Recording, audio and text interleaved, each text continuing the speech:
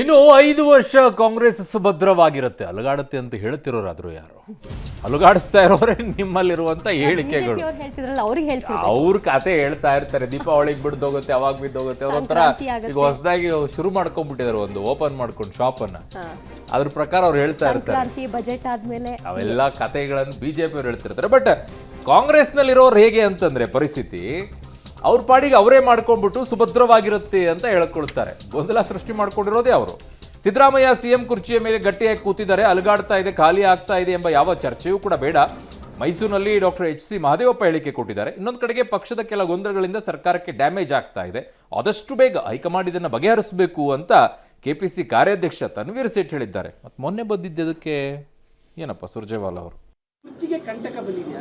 ಕುರ್ಚಿ ಕಂಟಕ ಬರ್ತಕ್ಕ, ಕುರ್ಚಿಗೆ ಅಲ್ಲಿ ಭದ್ರವಾಗಿದೆ, ಕಂಟಕ ಅನ್ನೋದು ಇಲ್ವೇ ಇಲ್ಲ. ಎಲ್ಲಿದೆ? 5 ವರ್ಷನೂ ಭದ್ರವಾಗಿರುತ್ತೆ. ಕಾಂಗ್ರೆಸ್ ಸರ್ಕಾರ 5 ವರ್ಷ ಸುಭದ್ರವಾಗಿ ತನ್ನ ಅವಧಿಯನ್ನು ಪೂರೈಸಿ 2028ಕ್ಕೆ ಮತ್ತೆ ರಾಜ್ಯದಲ್ಲಿ ಕಾಂಗ್ರೆಸ್ ಸರ್ಕಾರ ಅಧಿಕಾರಕ್ಕೆ ಬರುತ್ತೆ. ಸಿದ್ದರಾಮಯ್ಯನವರೇ ಭದ್ರವಾಗಿ ಕುರ್ಚಿಯಲ್ಲಿ ಇದ್ದಾರೆ, ಅವರು ಆಡಳಿತ ಮಾಡ್ತಾ ಇದ್ದಾರೆ.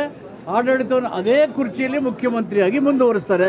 ಇಲ್ಲ, ಈ ಎಲ್ಲ ವಿಚಾರಗಳು ವರಿಷ್ಠರ ಗಮನಕ್ಕೆ ತಂದಿದ್ದೇವೆ. ಸೊ ಹಾಗೆ ನಮ್ಮ ವರಿಷ್ಠರು ಸದ್ಯದಲ್ಲೇ ಅದಕ್ಕೆ ಒಂದು ತೀರ್ಮಾನ ಕೊಡ್ತಾರೆ. ಇದರ ಜೊತೆಗೆ ಸಚಿವ ಸಂಪುಟದ ಕುರಿತಾಗಿಯೂ ಕೂಡ ಅನೇಕ ಶಾಸಕರಲ್ಲೂ ಗೊಂದಲಗಳಿವೆ. ಸ್ಪಷ್ಟತೆಯಿಂದ ಮಾಡಲ್ಲ ಅಂತ ಹೇಳಿದಾಗ ಯಾವ್ದು ನಮ್ಮ ಕೆಲಸ ನಾವು ಬೇರೆ ಕಡೆಗೆ ಮಾಡೋಕ್ಕೆ ಸಾಧ್ಯ ಆಗುತ್ತೆ. ಏನು ಸ್ಪಷ್ಟತೆ ಕೇಳ್ತಾ ಇರುವಂಥದ್ದು, ಅದರಲ್ಲೂ ವಿಶೇಷವಾಗಿ ಸತೀಶ್ ಜಾರಕಿಹೊಳಿ ಅವರು ಭಾಳ ನೇರವಾಗಿ ಹೇಳಿದ್ರು. ಸುರ್ಜೇವಾಲಾ ಅವರು ಶಾಸಕರ ಅಹವಾಲನ್ನು ಕೇಳಬೇಕು, ಅವರ ಮನಸ್ಸಲ್ಲಿರುವಂಥದ್ದಕ್ಕೆ ನೀವು ಕೇಳಿ ಅದಕ್ಕೆ ಒಂದು ಸ್ಪಷ್ಟತೆ ಕೊಡಬೇಕು. ಮತ್ತು ಗೊಂದಲಗಳು ಏನಿವೆ ಅದನ್ನು, ಯಾಕಂದರೆ ಸಚಿವರ ಕಾರ್ಯವೈಖರಿ ವಿಚಾರದಲ್ಲಿ ಈ ವರದಿ ತರಿಸ್ಕೊಂಡಿದ್ದಾರೆ. ಇದೆಲ್ಲ ನೋಡಿದ ಮೇಲೆ ಯಾವಾಗ ಏನು ಮಾಡ್ತಾರೆ ಅಥವಾ ಇದೆಯೋ ಇಲ್ವೋ, ಯಾಕಂದರೆ ಗೊಂದಲಗಳು ಏನು ನಮ್ಮ ಮುಂದೆ ಬರ್ತಾ ಇದೆ, ಆ ಗೊಂದಲಗಳನ್ನ ಇಟ್ಕೊಂಡು ನಾವು ಸರ್ಕಾರದ ಕಾರ್ಯಕ್ರಮಗಳು ನಡೆಸುವಂಥದ್ದು ಅಥವಾ ಸರ್ಕಾರದ ಅಂಗವಾಗಿ ಪಕ್ಷ ಸ್ಪಷ್ಟತೆಯಿಂದ ಮುಂಸಾಗುವಂಥದ್ದು ಕಷ್ಟ ಸಾಧ್ಯಗಳಾಗುತ್ತೆ.